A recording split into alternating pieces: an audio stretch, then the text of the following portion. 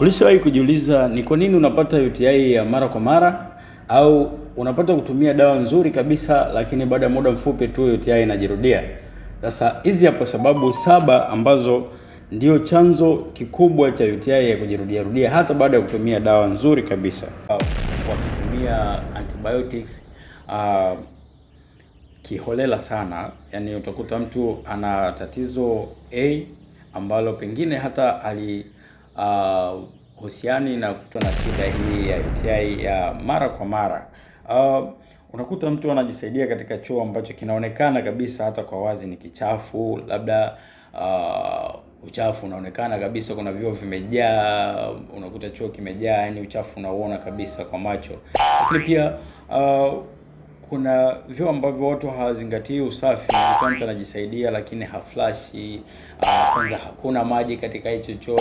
Sasa hii ni hatari sana, wale bakteria kuendelea kuzaliana, lakini pia kupenya kutoka katika njia ya mkojo kufika katika kibofu na baadaye katika mirija ile inayokusanya mkojo kutoka katika figo na baadaye katika figo, na hivyo kuwa hatari kubwa ambayo inaweza kapelekea mawe katika figo, mawe katika kibofu cha mkojo na hatimaye kuua kabisa figo zenyewe, na huyo mtu anakuwa katika uhatari mkubwa.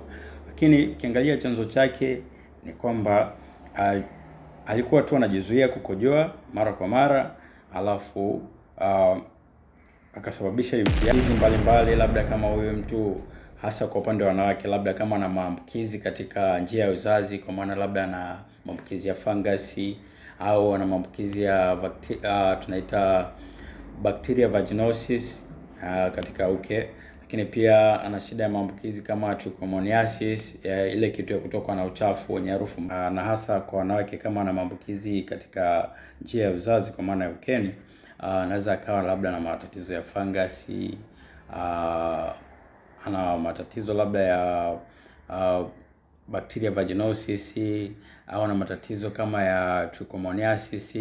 Kwa kawaida haya matatizo huwa katika njia ya uke, lakini kutokana na ukaribu wa njia ya mkojo na njia ya uke, ni rahisi sana kwa huyu mwanamke kuhamisha vimelea kutoka katika njia hii ya uzazi kwenda katika njia ya mkojo na hatimaye kuwa ni UTI. Lakini pia matatizo ya tezi dume kwa wanaume yanaweza kapelekea huyu mtu kupatwa na UTI mara kwa mara, kutokana na kwamba kwa mtu ambaye ana tatizo hili la tezi dume, kwa kiasi fulani huwa kama hizi tezi zitakuwa zimefikia hatua ya kuvimba, zinapelekea kuzuia mkojo. Kwa hiyo akienda kukojoa hakojoi akamalizika, mkojo ukamalizika, kwa hivyo kuna kiasi fulani itabakia. Kushikilia mkojo kwa muda mrefu. Kushikilia mkojo kwa muda mrefu ni hatari sana, na hapa labda niseme tu kundi kubwa la wanawake wengi kwa sasa huwa hawapendi kuonekana wametoka chooni mara kwa mara. Kwa hivyo unakuta analazimika kushikilia mkojo kwa muda mrefu na haendi kukojoa hata kama akisikia mkojo umembana. Sasa swala hili ni hatari sana, kwa sababu kwanza linapelekea uwezekano wa kupatwa na tatizo hili la UTI mara kwa mara, lakini kuna uwezekano mkubwa wa kupata magonjwa kama ya figo, kupatwa na mawe katika figo. Ni kwamba mtu anajiamulia tu akiona zile dalili, kwa sababu zinafahamika na watu kama hivi tunapata kufundisha katika platform tofauti, na wengine bahati nzuri wanapata kusoma katika maeneo tofauti. Kwa hivyo akiona tu zile dalili, mtu anaenda katika community pharmacy, anaagiza dawa na anaanza kutumia. Kwa bahati mbaya sana walio wengi wanatumia katika underdose, na ukitumia katika underdose ina maana itakuwa na efficiency ndogo, matokeo yake hauwezi kupona kikamilifu, na hivyo kufanya ili tatizo lijirudie baada ya muda au uendelee kuwa nalo kwa muda.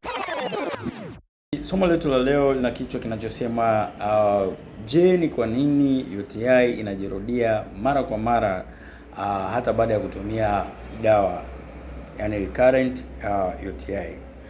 Kama unapata kutumia dawa za UTI mara kwa mara na bado tatizo hili la UTI linarejea, ujue kuna kitu kibaya kinaendelea katika mwili wako na ni cha hatari sana. Sasa iko hivi, makosa madogo madogo ambayo unayafanya kila siku ndio chanzo kikubwa ambacho kinapelekea tatizo hili kujirejea hata baada ya kutumia dawa hata dawa ambazo tunaamini ni nzuri kabisa. Na kwa bahati mbaya watu wengi huwa hawajui hali ya namna hii inaashiria hatari ambayo unaweza kukutana nayo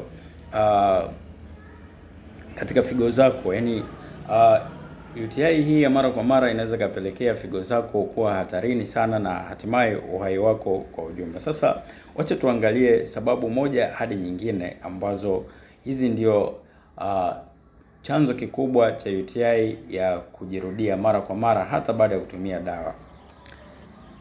Sababu ya kwanza ni matumizi holela ya dawa, hasa hizi antibiotics. Watu wengi wamekuwa wakitumia antibiotics kiholela sana. Yaani utakuta mtu ana tatizo A ambalo pengine hata husiani na kutumia antibiotic, yeye anaenda kupata antibiotic kwa lengo la kutibu. Hasa matumizi holela ya hizi antibiotics zinapelekea hawa vimelea wa UTI kuwa kutengeneza kitu ambacho tunaita ni usugu kwa Kiswahili, ambayo hii baada ya muda itafikia ukitaka kutibu hawa vimelea wanakuwa wanaigomea dawa, kwa hivyo huwezi kupona kikamilifu na matokeo yake utakuwa unasumbuliwa na tatizo hili mara kwa mara. Sababu ya pili ni hali ya uchafu wa vyoo ambavyo tunavitumia.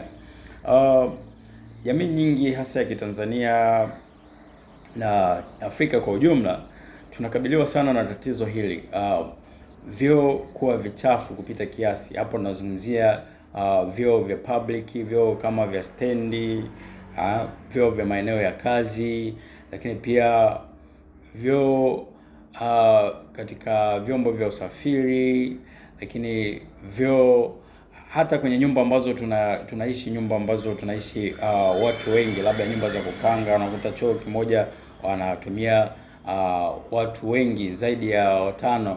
Sasa vyoo hivi vikiwa katika hali chafu, yani visipofanyiwa usafi wa kutosha, kuna uwezekano mkubwa ikawa ni chanzo kikubwa na kizuri kabisa cha kusababisha huyo mtu au hao watu wanao pata kutumia hiki choo kupatwa na shida hii ya UTI ya mara kwa mara. Unakuta mtu anajisaidia katika choo ambacho kinaonekana kabisa hata kwa wazi ni kichafu, labda uchafu unaonekana kabisa, kuna vyoo vimejaa, unakuta choo kimejaa, yani uchafu unauona kabisa kwa macho. Lakini pia kuna vyoo ambavyo watu hawazingatii usafi, unakuta mtu anajisaidia lakini haflashi, kwanza hakuna maji katika hicho choo. Sasa hii ni hatari sana na ni chanzo kizuri kabisa cha kufanya tatizo hili la UTI liwe la kujirudia mara kwa mara. Lakini sababu nyingine ni kwamba sababu nyingine ni hali za kiafya za mtu husika. Hapa sasa tunazungumzia vitu kama maambukizi mbalimbali, labda kama huyu mtu hasa kwa upande wa wanawake, labda kama ana maambukizi katika njia ya uzazi, kwa maana labda ana maambukizi ya fangasi au ana maambukizi ya tunaita bacteria vaginosis katika uke. Lakini pia ana shida ya maambukizi kama trichomoniasis, ile kitu ya kutoka na uchafu wenye harufu mbaya katika uke. Lakini pia matatizo ya tezi hasa kwa wanaume, matatizo ya tezi dume. Matatizo haya ya tezi dume hupelekea anavyoenda kujisaidia haja ndogo, mkojo unakuwa haumaliziki wote. Kwa hivyo mkojo unabakia katika ile sehemu ambayo tezi imevimba, inakuwa inazuia mkojo. Kwa hiyo ule mkojo unaobaki unakuwa na bakteria ambao hawa bakteria wanaendelea kuzaliana na hatimaye kusababisha hii shida ya UTI, na hivyo kushambulia katika kibofu cha mkojo na baadaye katika figo na hatimaye kuwa katika uhatari mkubwa wa kupoteza maisha. Lakini upungufu wa kinga kwa watu ambao wana matatizo ya mapungufu ya kinga, hapa tunazungumzia watu wana upungufu wa kinga mwili, lakini watu kama kundi kama wajawazito wanakuwa katika riski zaidi ya kupata maambukizi ya bakteria hawa wanaosababisha UTI mara kwa mara. Na ukiangalia kwa mfano kundi hili la wajawazito, dawa zao zinakuwa ni finyu sana, kwa hivyo inapelekea hawa watu kushambuliwa na hii tatizo mara kwa mara. Lakini pia kwa watu wenye magonjwa kama magonjwa ya kisukari wanakuwa katika riski zaidi ya kupatwa na matatizo haya ya UTI ya mara kwa mara. Sababu nyingine ni kutokunywa maji ya kutosha. Mpenzi mtazamaji, kama ni mfuatiliaji mzuri wa video zetu, kuna video ambayo tuliwahi kufundisha na tukasema kwamba kunywa maji mengi sio dawa ya UTI, isipokuwa ukinywa maji mengi inakufanya uwe unakojoa mara kwa mara. Sasa ile kukojoa mara kwa mara ina flush out wale bakteria kabla hawajajizalisha kufikia kiwango cha kuhatarisha au kusababisha tatizo la UTI. Kwa hiyo ukinywa maji ya kutosha itakufanya uwe unaenda kukojoa mara kwa mara, na hii kukojoa mara kwa mara ndio inayosaidia wewe usio katika uhatari wa kupata tatizo hili la UTI. Kisababishi kingine ni kushikilia mkojo kwa muda mrefu. Kuna baadhi ya watu hasa wanawake na madada huwa hawapendi kupata kukojoa mara kwa mara, yani anashikilia mkojo, hataki kuonekana ameenda chooni, kwa hivyo analazimika kukaa na mkojo kwa muda mrefu. Jambo hili ni hatari sana. Hatari kwa maana ipi?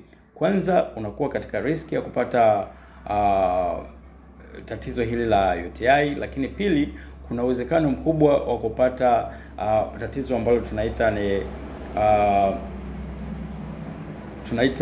ni mawe katika kibofu cha mkojo, lakini pia wale bakteria kuendelea kuzaliana, lakini pia kupenya kutoka katika njia ya mkojo kufika katika kibofu na baadaye katika mirija ile inayokusanya mkojo kutoka katika figo na baadaye katika figo, na hivyo kuwa hatari kubwa ambayo inaweza kapelekea mawe katika figo, mawe katika kibofu cha mkojo na hatimaye kuua kabisa figo zenyewe, na huyo mtu anakuwa katika uhatari mkubwa. Lakini ukiangalia chanzo chake ni kwamba alikuwa tu anajizuia kukojoa mara kwa mara, alafu akasababisha UTI ambayo nimekwisha yaeleza. Kisababishi cha sita au sababu ya sita ya kufanya UTI iwe ni ya kujirejea ni kutumia dawa katika kiwango cha chini. Hapa kuna kundi kubwa la Waafrika au Tanzania tuseme. Kwa sasa hivi watu wengi wamekuwa wakitumia dawa kiholela, yani kutokana na kwamba kuna elimu kiasi inatolewa dalili za magonjwa mbalimbali. Sasa mtu kishafahamu dalili za UTI, kwa hivyo akisikia tu dalili anaenda community pharmacy moja kwa moja kununua dawa. Lakini kwa bahati mbaya sana, kutokana na hali za uchumi, lakini kutokana na watu kuogopa dawa, asilimia kubwa ya watu wamekuwa wakitumia dawa katika kiwango cha chini, yani underdose, kitu ambacho kinapelekea vimelea hawa kutengeneza usugu dhidi ya dawa, lakini pia kuto kupona kikamilifu na hatimaye kufanya tatizo hili kuwa la kujirejea mara kwa mara hata baada ya kutumia dawa. Hii ni hatari sana na inafaa kuepuka kwa kiwango kikubwa sana. Ukipatwa na dalili za UTI ni vyema kwanza usinunue dawa mwenyewe kwa kupendekeza, lakini pili inafaa zile dawa utakazoandikiwa na mtaalamu wa afya basi uweze kuzitumia kwa usahihi, kwa kiwango na muda ambao umeshauriwa utumie.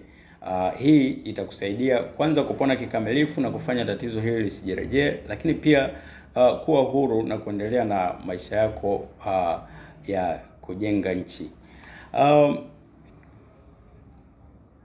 Sababu nyingine ni kuto kupima UTI. Kama walivyokwisha sema kwamba watu tayari wanauelewa wa dalili za UTI. Sasa kwa bahati mbaya hii elimu ambayo inatolewa pengine muda mwingine inakuwa haijitoshelezi, na dalili za UTI zinaweza zikashabihiana na dalili za matatizo mengine. Sasa hapa ndio huwa kuna tatizo kubwa. Unakuta mtu ana dalili ambazo zinashabihiana na dalili za UTI, lakini hana tatizo la UTI kwa wakati huo. Sasa anakwenda community pharmacy, anaagiza dawa za UTI hali ya kuwa yeye hana UTI. Matokeo yake ni nini?